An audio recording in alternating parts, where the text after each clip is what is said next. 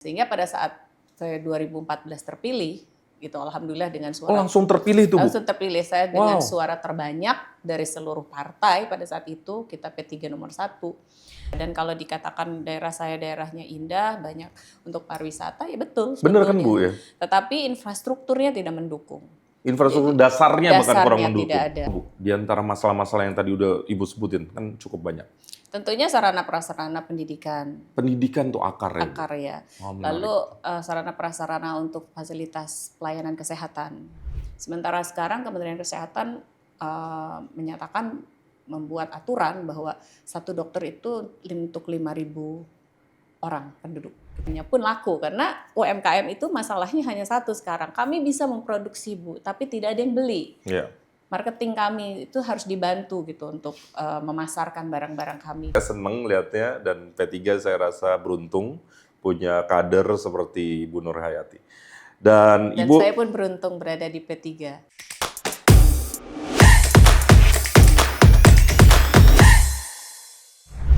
Assalamualaikum warahmatullahi wabarakatuh. Waalaikumsalam warahmatullahi wabarakatuh. Gitu loh, kita harus semangat nih karena kita kedatangan salah satu calon anggota legislatif yang sebenarnya sekarang beliau sudah menjabat menjadi anggota legislatif di Komisi 9 DPR RI dari Partai Persatuan Pembangunan.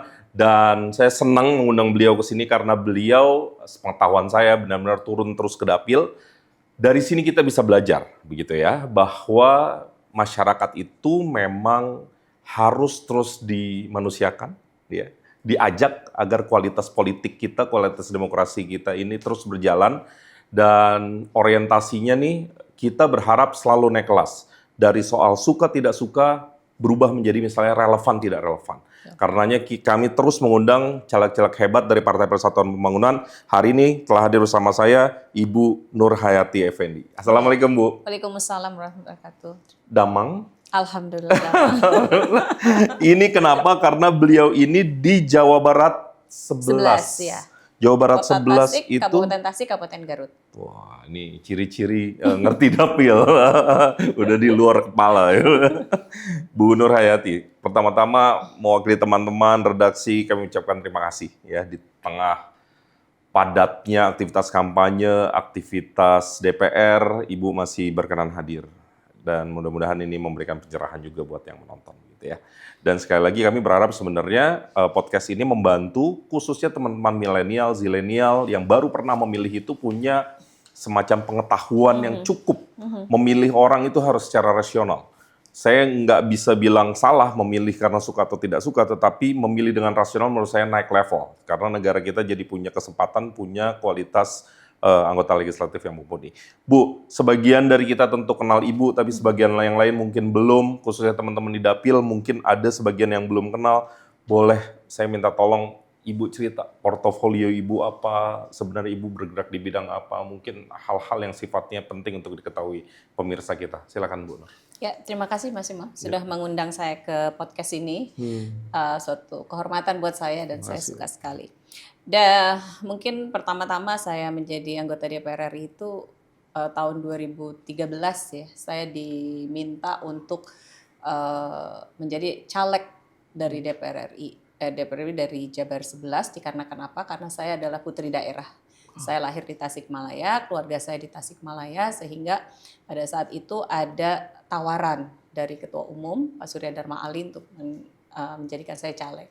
Pertama-tama saya tentu menolak karena saya bukan dari keluarga politisi gitu ya. Saya juga tidak mengerti politik dan tetapi saya diingatkan oleh orang tua saya, oleh suami saya pada saat itu adalah kamu sudah berbuat apa kepada daerah kamu atau daerah kelahiran kamu. Jadi saya berpikir kalau saya ingin menolong daerah saya tentunya dengan kekuatan pribadi itu tidak mungkin saya bisa menolong. Punya banyak keterbatasan. Punya banyak keterbatasan. Tetapi saya berpikir apabila saya menjadi seorang anggota legislatif DPR RI, ya, berarti saya bisa menolong jauh lebih luas lagi terhadap daerah kelahiran saya. Sehingga pada saat itu saya menerima dan dengan banyak persyaratannya bahwa saya tidak bisa pidato, saya tidak tahu apa-apa. Pada saat itu pada tuh, saat Bu. itu. Itu Jadi usia berapa, Bu, kalau boleh tahu? ya pada saat 10 tahun lalu gitu. Sekitar Hmm. umur saya 43 tahun ya pada saat Di itu. 30-an ya. Jadi merasa belum matang pada saat itu. Pada saat itu. Jadi karena saya background saya kan pengusaha ya. Jadi beda jauh gitu dengan politik. Nah, pada saat itu saya mencoba, tapi saya mempunyai sifat yang memang saya tidak bisa menyerah begitu saja. Jadi begitu saya masuk kontestasi, walaupun saya tidak dijagokan untuk menang gitu ya, tetapi kelebihnya mungkin lebih mengisi 30% Kuota kuota perempuan. perempuan dari P3 pada saat itu, karena kita butuh perempuan gitu kan, mengisi 30%. Nggak gampang. Sehingga saya merasa tertantang pada saat itu. Masa saya putri daerah, yang mana saya mengetahui daerah saya, keluarga saya ada di sana, masa saya nggak bisa dapatkan satu kursi atau kursi buat saya gitu. Jadi saya tertantang, saya terus maju karena saya diberikan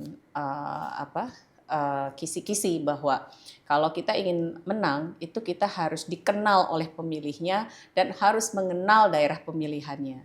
Sehingga pada saat itu saya setiap hari saya berkeliling belusukan gitu, jalan ke beberapa daerah, baik yang terpencil pun saya datangi, saya untuk mengobrol, menanyakan masalahnya apa gitu. Sehingga saya dulu tuh sekitar 1 hari bisa 10 sampai dengan 20 titik saya berkeliling. Serius, Bu? Iya, jadi dari pagi setelah subuh saya berangkat, pulang tengah malam itu setiap hari. Dan 1 tahun tidak pernah berhenti saya. Wow. Gitu. Jadi memang betul-betul saya harus memperkenalkan diri saya, karena saya walaupun putri daerah, saya kan tidak bersekolah di Tasikmalaya, di Garut.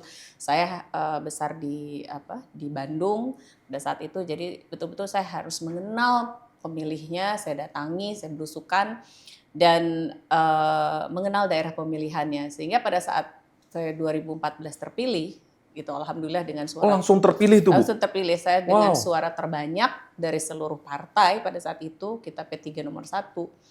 Nah, saya cukup sudah mengenal daerah pemilihan saya, sehingga pada saat saya duduk di DPR RI, saya rapat di komisi, saya tahu persis apa yang harus saya perjuangkan karena saya mengenal daerahnya. Tahu seperti kebutuhannya. apa kebutuhannya, kesulitan masyarakat itu apa, karena dengan cara saya datang mengobrol, menyerap aspirasi mereka begitu. Itu yang memudahkan saya dalam melaksanakan tugas saya sebagai anggota DPR RI.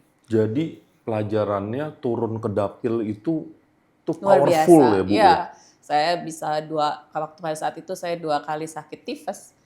Saya 2 kali sakit demam berdarah.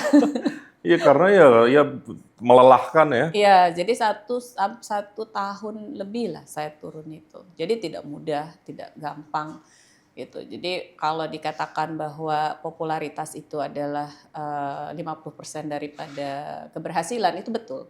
Begitu kita dikenal, nah sekarang tinggal mereka menentukan apakah mereka mau milih kita atau tidak. Tentunya harus ada suka dulu, itu pasti harus suka.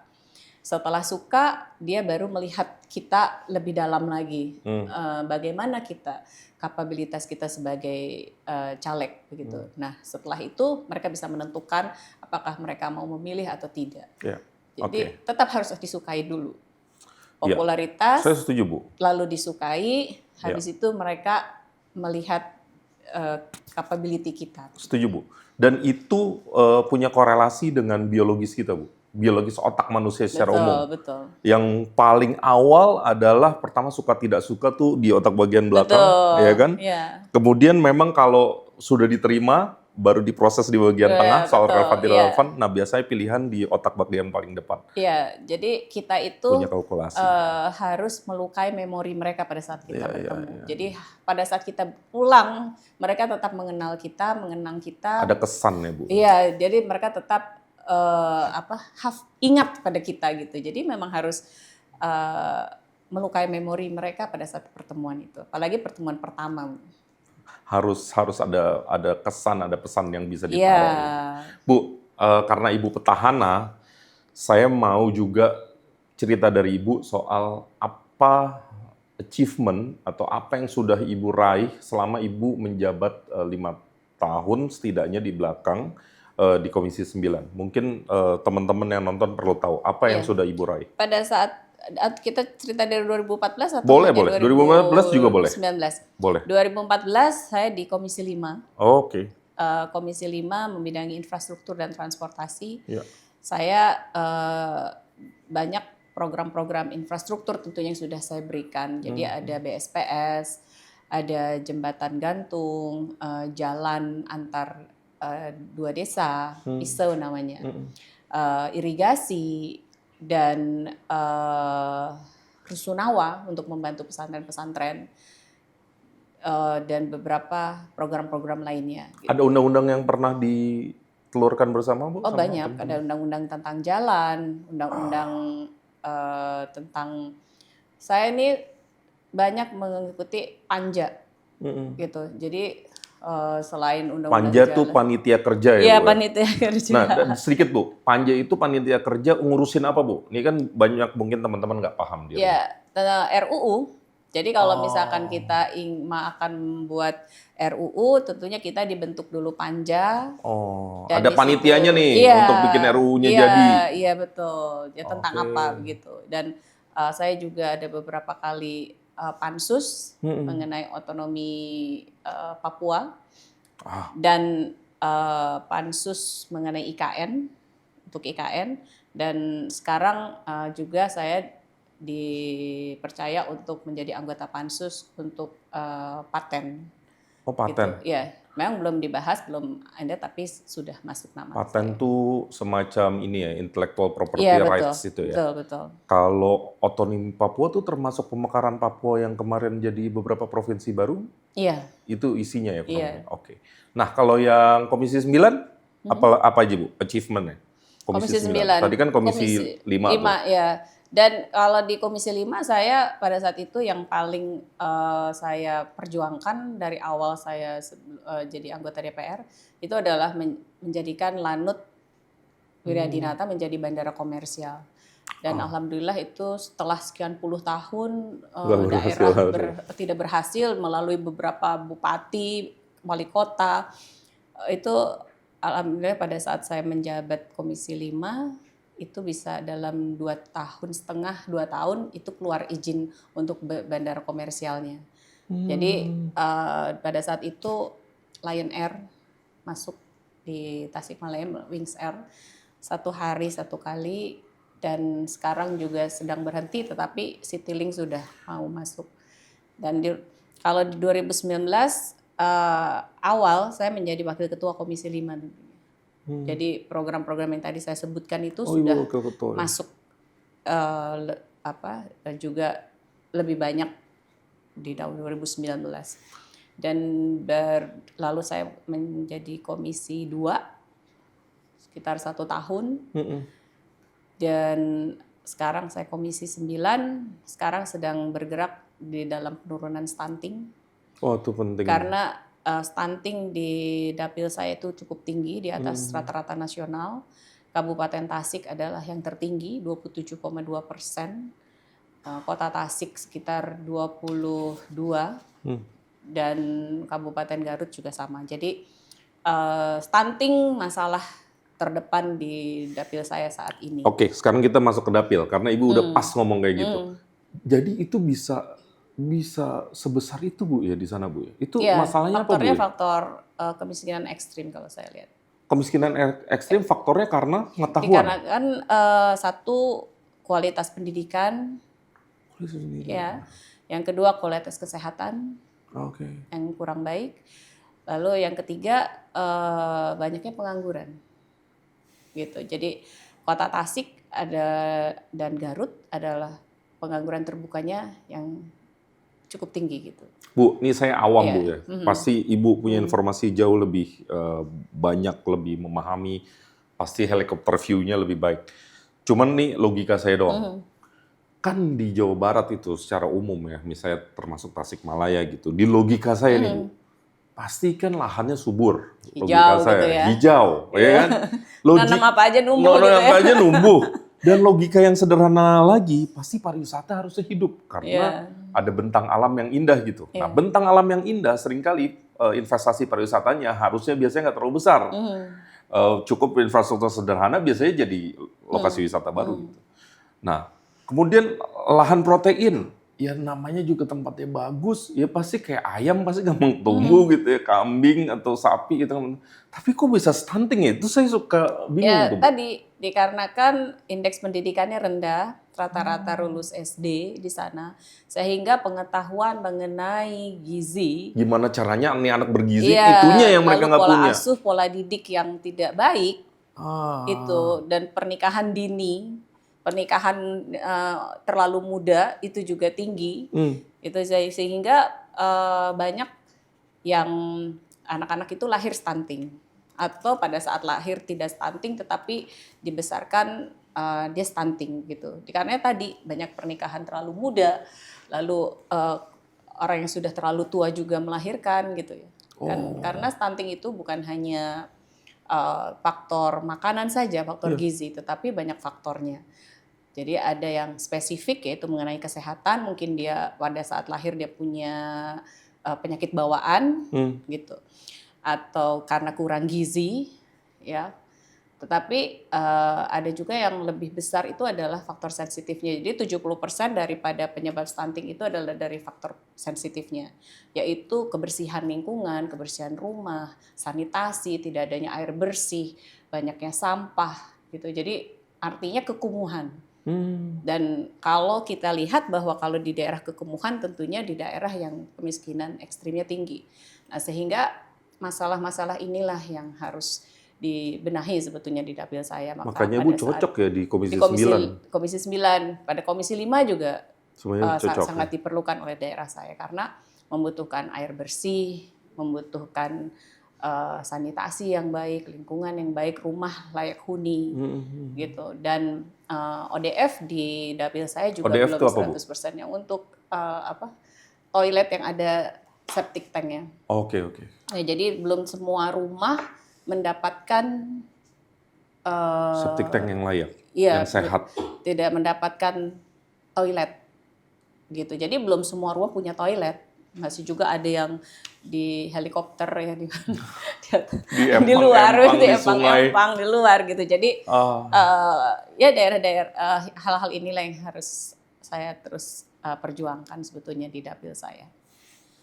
Dan ini sebenarnya kan tarikan aturannya tinggi tuh ya sampai di PBB tuh. Ini kan Iya, SDGs poin 1 apa poin 2 kan Iya, poverty ada stuntingnya juga Iya, di situ. no one left behind ya.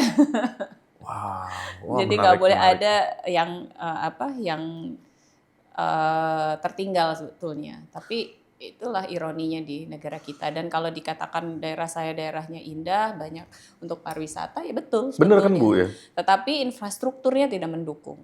Infrastruktur dasarnya bahkan kurang mendukung. Tidak ada gitu. Jadi misalkan ada yang indah tapi jalannya ke dalamnya susah gitu. Ada jalannya tidak ada air gitu.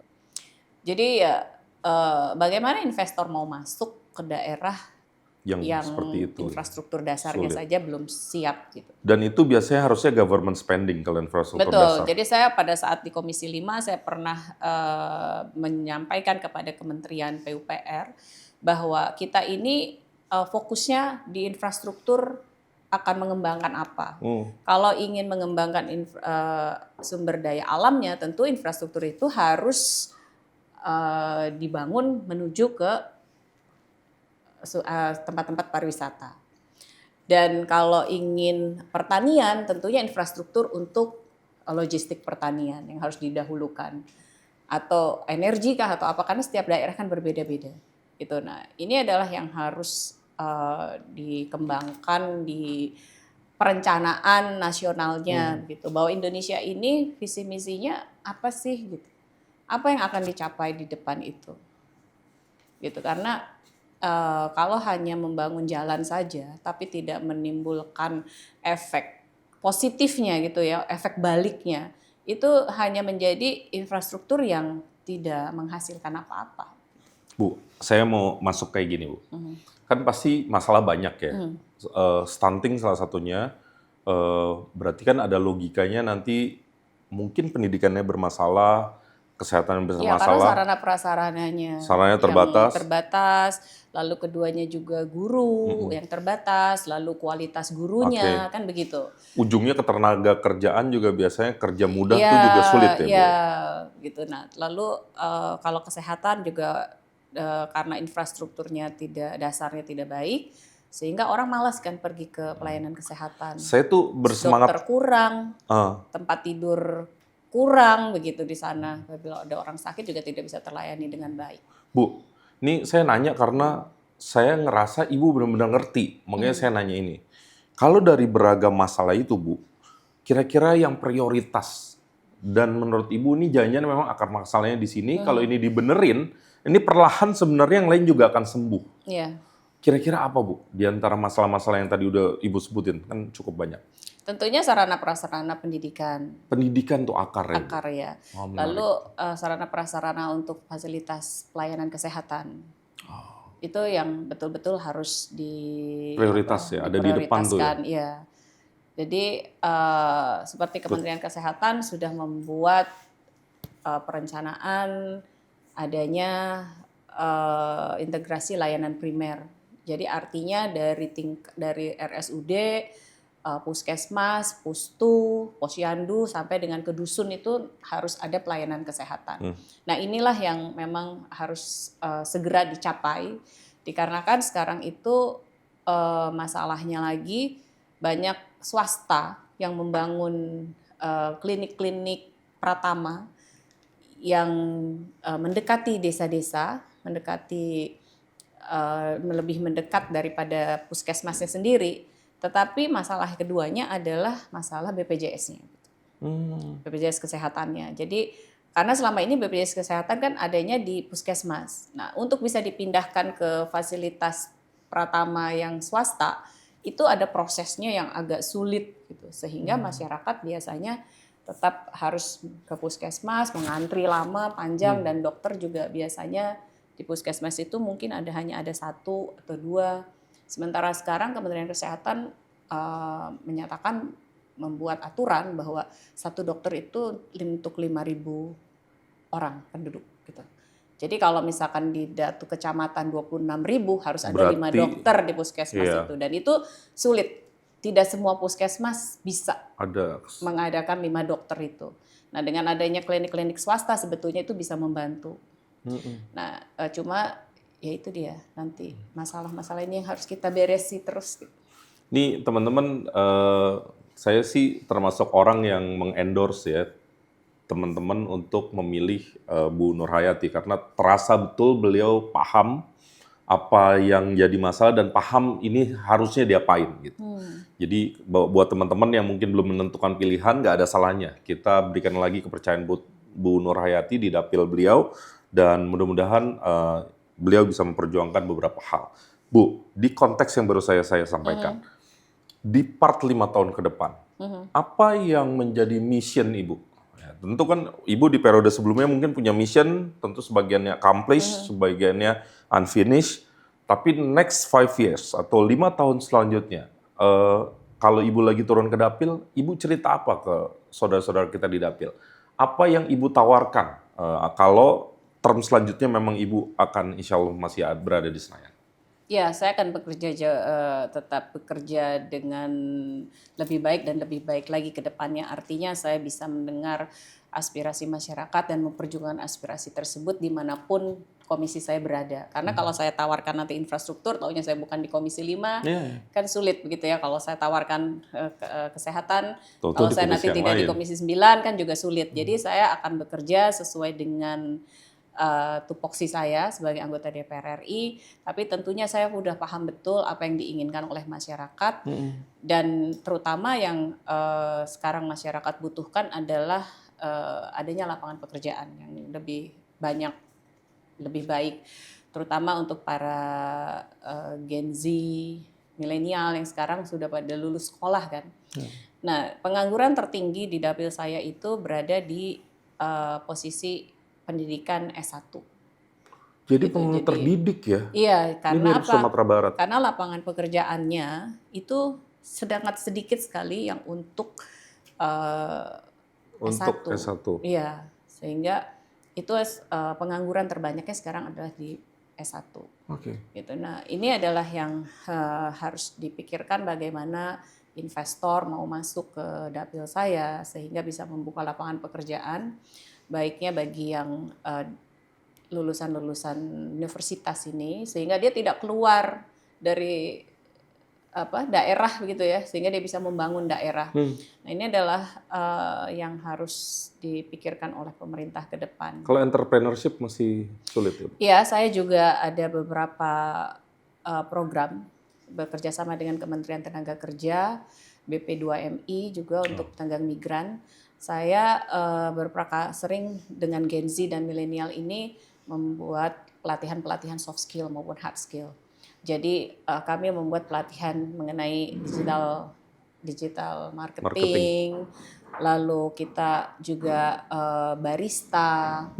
Dan saya sering sekarang ini mengadakan tergantung mereka inginnya apa begitu. Jadi soft skill apa nih? Komunikasi kah? Atau pelatihan pertanian kah gitu. Jadi macam-macam gitu. Tetapi tetap dihubungkannya adalah kepada perkembangan teknologi digital. Jadi pertanian juga bisa pertanian digital gitu ya, agro digital dan mau peternakan, mau semua juga bisa disambungkan dengan digitalisasi ini, digital marketingnya gitu. Jadi saya sering sekarang lebih banyak ke pelatihan soft skill mengenai platform digital marketing. Karena digital marketing itu masih luas sekali, Bu. Iya, betul. Dan menciptakan lapangan kerja baru sebenarnya.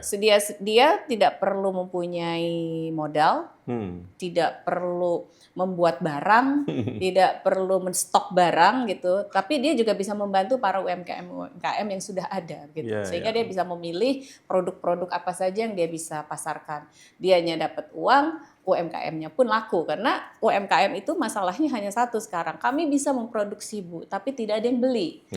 Marketing kami itu harus dibantu gitu untuk memasarkan barang-barang kami. Jadi dengan pelatihan-pelatihan soft skill seperti ini kepada para Gen Z dan milenial yang saya harapkan adalah bisa membantu para UMKM dan mereka sendiri menjadi entrepreneurship gitu, mendapatkan penghasilannya dari sana. Keren. Good point. Bu, sekarang kita ke segmen selanjutnya. Ini jawab cepat, Bu. Dan nggak serius-serius, Bu. Bu Nur tuh lebih suka terus belajar atau memanfaatkan pengetahuan yang ada? Terus belajar. Berkembang cepat atau bertahan dalam zona nyaman? Berkembang cepat. Bersikap optimis atau realistis? Optimis. Mengajar atau belajar? Belajar. Memiliki banyak teman atau sedikit teman tapi kualitas yang baik? Banyak teman. Membangun karir atau fokus pada keseimbangan kehidupan? Ini anak zaman sekarang kan Gen Z. Membangun karir. Kalau Gen Z sekarang, Bu, banyak yang ini life balance itu. Life balance ya. Mengejar impian atau menerima kenyataan? Mengejar impian. Karena kita harus mimpi setinggi mimpi itu nggak boleh ada batasnya ya, no boundaries. Saya tuh ya, teman-teman ya, saya tuh sama Bu Nur nggak deket-deket amat, tapi saya kenal beliau. Dan kalau di forum-forum ada Bu Nur Hayati nih, beliau tuh jarang kalau ada ruang, siapa yang mau nanya, beliau nggak tunjuk tangan tuh, saya nggak pernah ngeliat gitu. Bu Nur Hayati tuh orang yang bersemangat ya, di mana-mana forum pasti saya gitu ya, itu energi gitu ya, itu energi anak muda dan saya seneng lihatnya dan P3 saya rasa beruntung punya kader seperti Bu Nur Hayati. Dan Ibu, saya pun beruntung berada di P3. Wah, kenapa Bu? Ayo cerita dikit Bu, sebelum kita hampir closing. Awal politik saya dimulai dari P3, saya dibesarkan di politik oleh P3, dan sampai hari ini pun saya tetap setia kepada P3 karena sesuai dengan kepercayaan saya begitu ya, bahwa P3 itu betul-betul mengajarkan saya sesuatu yang sangat baik. Jadi ada suasana emosional dan spiritual Bu ya, yang kayaknya paling cocok di batin Ibu ya. Betul, dan saya pun mewakili umat Islam yang 97% berada di Indonesia ini, gitu. Jadi saya merasa bersyukur saya dibesarkan di P3. Good. Ibu, sekarang kita masuk ke segmen terakhir, namanya Hai Anak Muda. Segmen ini benar-benar direct, kita sebenarnya kepengen ngomong, atau para calon anggota legislatif ini ngomong direct ke anak muda. Terserah Ibu boleh berikan inspirasi, boleh mengajak, boleh milih, nyuruh milih Ibu juga boleh, karena ini kan musim kampanye ya. Jadi arahnya ke situ, nanti hai anak muda, Ibu lanjutkan. Bu Nur Hayati siap? Siap. Ya, Bu Nur silakan, hai anak muda. Hai anak muda, teruslah mengejar impian, jangan patah semangat, jangan takut gagal, terus belajar, memperbaiki literasi, belajar bahasa, semua bahasa, karena bahasa membuka jendela dunia, dan juga spiritual harus ditingkatkan, karena itu akan menggait kita ke jalan yang benar, dan terus maju, terus belajar, jangan pernah patah semangat. Saya Hajah Nur Hayati, calon anggota legislatif dari Jabar 11 dengan nomor urut 1 dari Partai Persatuan Pembangunan. Oke. Oke teman-teman, terima kasih sudah menyaksikan 30 menit. Dan sekali lagi, kalau Anda cocok, Anda nilai beliau itu relevan, dan Anda suka dengan beliau, jangan lupa coblos nanti 14 Februari 2024, nomor urut 1 untuk Jawa Barat 11, Ibu Hajah Nur Hayati Effendi. Ya, sekali lagi, coblos beliau kalau Anda suka. Dan mudah-mudahan amanahnya tidak akan disia-siakan, beliau akan bekerja keras, bekerja cerdas dan tuntas, dan juga ikhlas, dan mudah-mudahan hal-hal tersebut bisa menghadirkan kebaikan untuk dapil beliau. Ibu, sebuah kehormatan sekali lagi Ibu sudah hadir di sini. Menyenangkan sekali pembicaraan 30 menit, nggak terasa, dan mudah-mudahan ini sekali lagi bermanfaat untuk Ibu dan teman-teman yang menyaksikan. Terima kasih sudah menyaksikan, jangan lupa subscribe, like, and share. Saya Imam Priyono pamit, Assalamualaikum warahmatullahi wabarakatuh. Ternuhun Ibu. Sami-sami.